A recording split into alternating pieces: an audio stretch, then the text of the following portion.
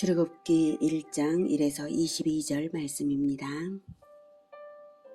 출애굽기 1장. 야곱과 함께 각각 자기 가족을 데리고 애굽에 이른 이스라엘 아들들의 이름은 이러하니 르우벤과 시므온과 레위와 유다와 이사갈과 스불론과 베냐민과 단과 납달리와 갓과 아셀이요. 야곱의 허리에서 나온 사람이 모두 70이요. 요셉은 애굽에 있었더라. 요셉과 그의 모든 형제와 그 시대의 사람은 다 죽었고 이스라엘 자손은 생육하고 불어나 번성하고 매우 강하여 온 땅에 가득하게 되었더라. 사랑하는 형제 여러분, 6월 23일 목요일 새벽 목상에 오신 것을 환영합니다. 어제까지 창세기 연속 강해를 마쳤고 오늘부터 들어가는 출애굽기는 이스라엘 국가의 역사이고 창세기의 후속편입니다. 창세기의 등장인물들이 한 가문이었다면 출애굽기의 등장인물들은 한 민족으로 확장되었습니다. 히브리 민족 즉 이스라엘은 하나님의 언약을 받은 민족입니다. 아브라함 때에 언약이 주어지기 시작하여서 그 아들 이삭, 손자 야곱에게 거듭 확약이 되고 야곱의 유언을 통해서 열두 아들이 12지파가 되고 12지파는 확정적인 언약 공동체가 됩니다. 야곱의 유언을 통해서 12지파는 언약 공동체가 됩니다. 그 언약이 무엇이냐고요? 바로 여자의 후손 그리스도의 나라를 세우기 위해 큰 민족과 가나안 땅을 주겠다. 하나님께서 큰 민족과 가나안 땅을 주겠다. 이 약속을 하셨고 그것을 아브라함에게 말씀하신 것인데 여자의 후손 그리스도의 나라를 세우기 위한 것이 목적이십니다. 그리스도의 나라를 세우실 계획으로 에덴에서 선언하신 대로 여자의 후손 그리스도를 보내어 마귀를 멸하시기 위하여 그리스도의 나라를 세우실 계획으로 그리스도를 기다릴 민족과 땅을 준비하는 것입니다. 그래서 아브라함에게 뭇별과 같이 많은 후손과 가나안 땅을 주겠다고 약속하신 것입니다. 그 언약대로 하나님은 아브라함의 후손 이스라엘의 12지파에게 뭇별과 같이 많은 후손을 태어나게 하셨습니다. 창세기가 가정교회 단계라면 출애굽기는 국가교회 단계를 보여줍니다. 창세기의 끝과 출애굽기의 시작 사이에는 약 400년의 시간이 흘렀어요. 창세기와 출애굽기 사이에 400년의 공백이 있는데요. 선지자도 그 사이였고 하나님이 일하신 기록도 없는데 그 기간에 하나님은 구속사의 일을 하셨을까요? 안 하셨을까요? 구속사란 쉽게 말해 인류 구원의 역사입니다. 하나님의 구원은 역사 속에서 진행되고 완성되는 것이라서 구속사라고 합니다. 에덴에서 여자의 후손이 마귀의 머리를 밟을 것을 하나님이 선언하신 후 그 선언을 성취하시기 위해 일하시는 과정, 그것이 바로 구속사입니다. 이 400년 침묵기에 하나님은 구속사의 일을 하셨을까요? 안 하셨을까요? 네, 중요한 일을 하셨습니다. 바로 인구 번성입니다. 인구 번성은 아브라함에게 언약하신 중요 사항이었죠. 출애굽기 첫머리에는 그 언약을 하나님이 이행하셨다는 것을 확인시키면서 출발하는 것입니다. 야곱의 가문이 애굽할 때 이집트에 들어올 때는 요셉을 포함한 야곱 가문이 70명이었어요. 5절 야곱의 허리에서 나온 사람이 모두 70이요 요셉은 애굽에 있었더라.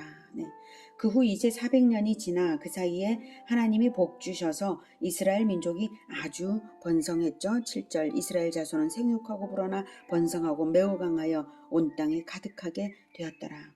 어느 정도 불었는가 하면 출애굽 후에 인구 조사를 해보니까 약 200만 명이었어요. 민수기 1장 45, 46절에 보면 이스라엘 자손이 20세 이상으로 싸움에 나갈 만한 이스라엘 자손이 다 계수되었는데 계수된 자의 총계는 60만 3,550명이었더라라고 말하고 있습니다.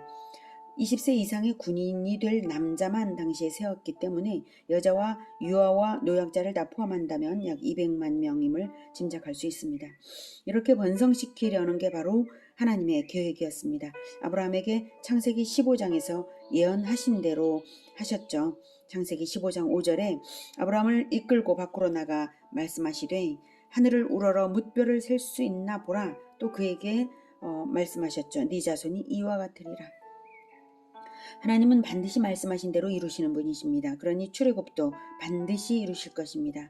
그런데 애굽 왕 바로는 이스라엘을 노예로 만들어 버렸어요. 8절. 요셉을 알지 못하는 새 왕이 일어나 애굽을 다스리더니 그가 그 백성에게 이르되 이 백성 이스라엘 자손이 우리보다 많고 강하도다. 자, 우리가 그들에게 대하여 지혜롭게 하자. 두렵건대 그들이 더 많게 되면 전쟁이 일어날 때에 우리 대적과 합하여 우리와 싸우고 이 땅에서 나갈까 하노라. 하고 네. 새 왕조의 파라오는 애굽을 부강시킨 요셉의 공로를 무시했습니다. 자기들은 요셉의 공로로 일으킨 부강함을 여전히 누리고 있으면서 말입니다. 더욱이 이스라엘 민족이 애굽 경제를 떠받치는 중요한 기둥이었으니까 하나님과 이스라엘에 감사를 해야 하는 것이죠. 그런데 이스라엘을 억압하기 시작했습니다. 자, 이런 상황에서 이스라엘은 정말 출애굽을 할 수 있을까요? 어떻게 200만 명의 노예가 일시에 해방될 수 있겠냐 하겠죠. 그러나 하나님의 계획 속에 출애굽이 있으니 출애굽은 반드시 될 일인 것입니다. 인구 번성을 언약하신 후 성취하신 것처럼 출애굽 역시 아브라함에게 예언하신 대로 하십니다. 그 예언을 확인하고 넘어갈게요. 창세기 15장 13, 14절. 여호와께서 아브라함에게 이르시되 너는 반드시 알라. 네 자손이 이방에서 객이 되어 그들을 섬기겠고 그들은 400년 동안 네 자손을 괴롭히리니 그들이 섬기는 나라를 내가 징벌할지며 그 후에 네 자손이 큰 재물을 이끌고 나오리라. 네, 이렇게 정말로 약 700년 전에 주신 이 예언대로 이스라엘 인구가 뭇별처럼 많아졌죠. 그리고 이방에서 400년도 지났죠. 그러면 정말로 큰 재물을 이끌고 나오리라 하신 대로 어떻게 출애굽을 할지 그 역사를 출애굽기가 보여줄 것입니다. 바로 이스라엘의 인구 증가를 방해하려고 파라오는 여러 가지 악정을 펼칩니다. 200만 명의 노예들이 반역을 일으켜서 탈출할까 걱정합니다. 10절에 우리와 싸우고 이 땅에서 나갈까 하노라. 우리와 싸우고 이 땅에서 나갈까 하노라. 걱정합니다. 절대로 보내지 않을 심산이에요. 이 애굽 왕 바로는 요셉을 총리로 세운 그 바로는 아닙니다. 바로 즉 파라오는 사람 이름이 아니라 대통령 또는 수상과도 같은 그런 직명입니다. 그러니 다른 사람이고요. 또 왕조도 바뀌었어요. 그래서 과거 요셉 총리 시절의 바로는 요셉의 공로를 높이 사서 이스라엘을 국빈으로 초대하고 우대해 주었는데 그때와는 전혀 달라졌습니다. 11절. 감독들을 그들 위에 세우고 그들에게 무거운 짐을 지워 괴롭게 하여 그들에게 바로를 위하여 국고성 비돔과 라암셋을 건축하게 하니라. 그러나 학대를 받을수록 더욱 번성하여 퍼져나가니 애굽 사람이 이스라엘 자손으로 말미암아 근심하여 이스라엘 자손에게 일을 엄하게 시켜 어려운 노동으로 그들의 생활을 괴롭게 하니 곧 흙 이기기와 벽돌 굽기와 농사의 여러 가지 일이라. 그 시키는 일이 모두 엄하였더라. 애굽 왕이 히브리 산파 십부라라 하는 사람과 부하라 하는 사람에게 말하여 이르되 너희는 히브리 여인을 위하여 해산을 도울 때에 그 자리를 살펴서 아들이거든 그를 죽이고 딸이거든 살려두라. 네. 바로의 이스라엘 인구 억제 정책이 4단계로 진행이 되는데요. 1단계는 고된 건축 노동, 2단계는 노동 강도 강화 및 농사일 추가였습니다. 11절에 보면 감독들을 그들 위에 세우고 그들 위에 무거운 짐을 지워 괴롭게 하여 그들에게 바로를 위하여 국고성 비돔과 라암셋을 건축하게 한 것. 이것이 바로 1단계 억압 정책이죠. 그런데 오히려 인구는 더욱 번성했어요. 12절에 그러나 학대를 받을수록 더욱 번성하여 퍼져나가니 애굽 사람이 이스라엘 자손으로 말미암아 근심할 정도였습니다. 하나님이 하시는 일은 막을 수 없으니까 그런 것이죠. 그런데도 바로는 2단계 억압정책 들어갑니다. 14절에 어려운 노동으로 그들의 생활을 괴롭게 하니 곧 흙 이기기와 벽돌 굽기와 농사의 여러 가지 일이라 그 시키는 일이 모두 엄마였더라. 이렇게 목축업을 하는 이스라엘이 요셉 시대 때부터 바로의 목축업을 맡아 해오고 있었는데요. 그 일 이외에 건축 노동에 동원되고도 노동 강도를 더욱 강화시키고 또 농사일까지 추가로 얹은 것입니다. 그래서 목축업, 건축업, 농사일까지 했던 것입니다.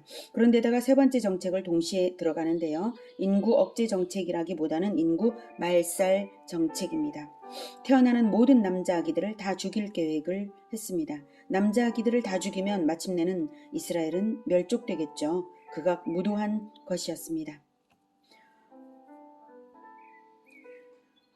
15, 16절에 애굽 왕이 히브리 산파 시프라라는 사람과 부하라 하는 사람에게 말하여 이르되 너희는 히브리 여인을 위하여 해산을 도울 때에 그 자리를 살펴서 아들이거든 그를 죽이고 딸이거든 살려두라.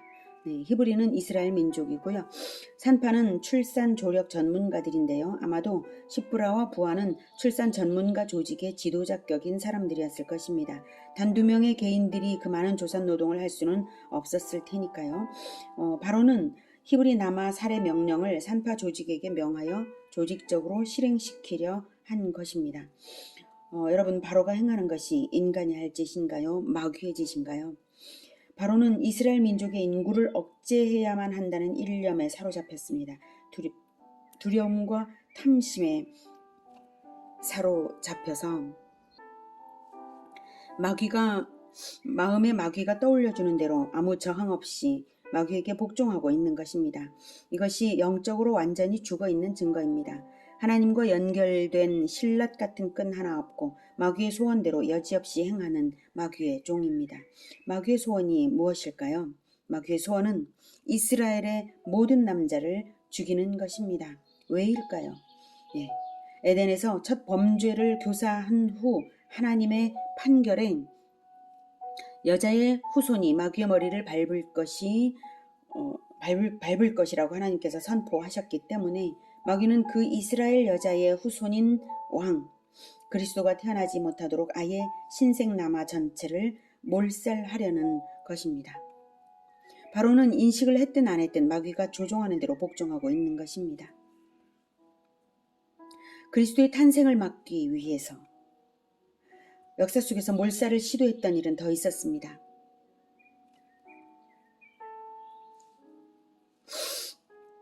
아기 예수를 죽이기 위해서 아기 예수 탄생 소식을 들은 동방 박사들이 예루살렘에 전했을 때에 헤롯 왕이 베들레헴 인근 남자 아기들을 2살 아래로 모두 학살했던 사건이 유명하죠. 헤롯 왕도 바로와 마찬가지로 마귀가 떠올려주는 대로 탐욕, 권력욕으로 마음을 가득 채우고 있었기에 마귀가 떠올려주는 명령에 복종하는 마귀의 종이었습니다. 아기 예수를 죽이기 위해서. 나쁜 생각이 떠오를 때 저항 없이 그 생각에 빠져들고 있다면 그 사람은 자기가 인식하든 못하든 마귀에게 복종하는 것입니다. 나쁜 생각이 떠오르는 순간, 크든 작든 그 생각이 떠오르는 순간에 마귀를 대적하십시오. 성경은 단순하고 강력한 비결을 알려줍니다. 마귀를 대적하라. 그리하면 떠나리라. 라고요.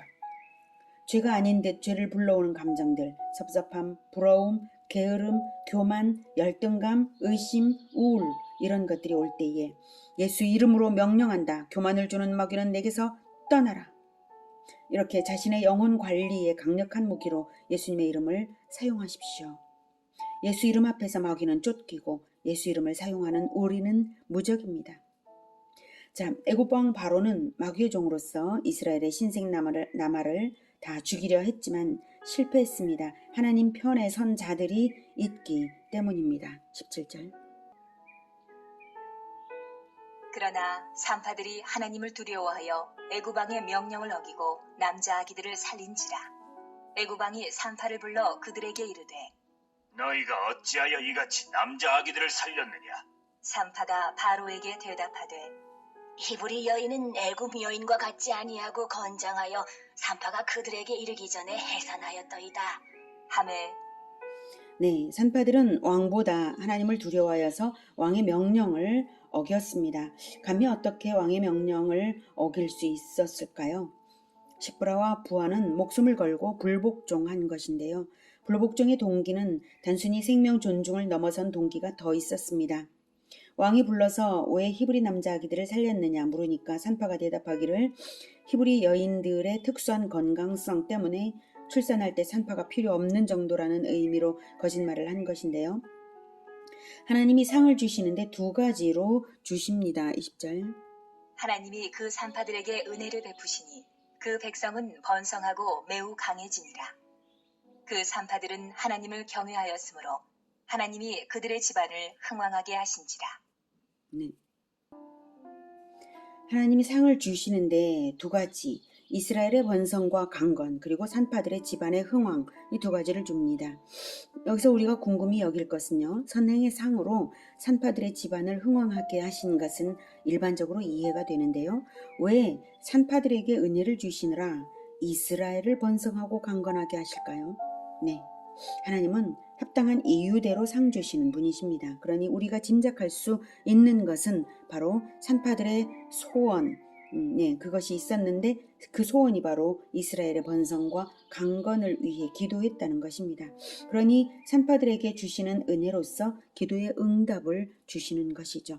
산파들의 거짓말을 굳이 성경이 기록하는 이유도 있습니다. 그것은 이 거짓말이 출산 시에 신생남아 살해 계획 자체가 불가능하다고 생각하게 하는 그런 신생남아 살해 계획 자체를 포기하게 만드는 의도가 있습니다. 이스라엘 번성을 위한 하나님의 계획에 적극 협력하는 것입니다. 이 산파들은 아브라함에게 주신 이스라엘 번성 언약을 굳게 믿고 기다렸다는 것입니다. 여자의 후손 그리스도가 태어날 이스라엘의 번성을 고대했기 때문에 그런 것입니다. 그래서 산파들의 거짓말은 그리스도의 나라를 기다리는 목숨 건 믿음의 실천이었고 그리스도 편에 선 목숨 건 실천이었습니다. 그래서 거짓말임에도 하나님께 칭찬받는 것입니다.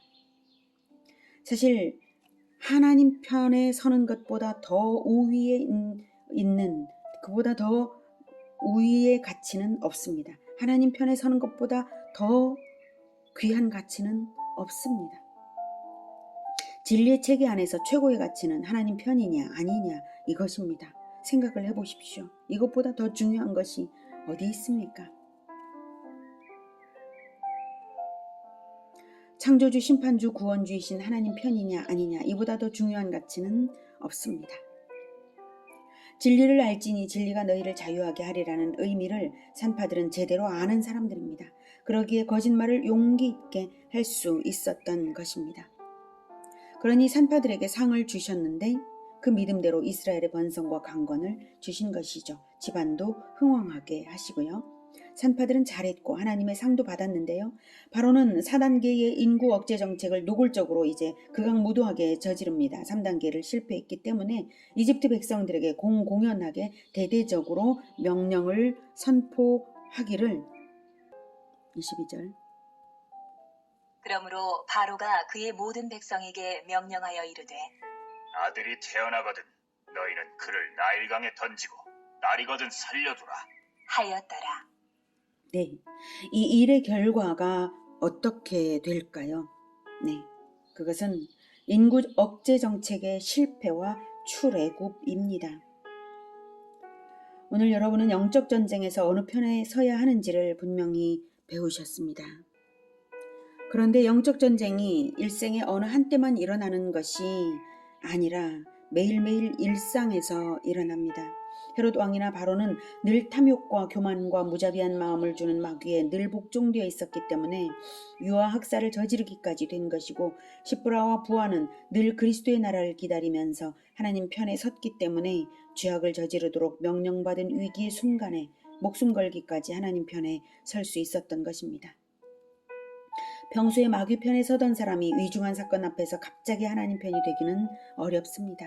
평소 내 일상사에서부터 날마다 영적 전쟁에서 예수님 편에 서서 승리하는 우리 모두가 되기를 기원합니다. 기도하겠습니다. 하나님, 우리는 예수님 편입니다.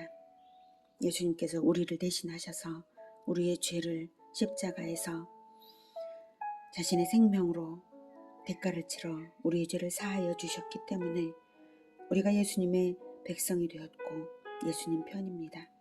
우리는 예수님의 이름으로 원수 마귀를 대적하면서 우리의 마음속에 마귀가 순간적으로 넣어주는 나쁜 감정과 생각을 모두 몰아내겠습니다. 주님, 우리를 늘 성령으로 충만케 하여 주시어서 분별력 있게 하여 주시고, 그래서 원수 마귀를 언제나 대적하여서 이길 수 있게 하여 주시고, 언제나 예수님 편에 서서 승리하는 우리 모두가 되게 도와주시옵소서. 역사의 주인이신 하나님께서 우리를 마침내 역사의 끝에 예수님과 나란히 서서 영광의 승리를 하나님께 올려드리는 우리 모두가 되게 주님 도와주시옵소서. 예수님의 이름으로 기도드립니다. 아멘. 이어지는 시간은 개인 기도 시간입니다.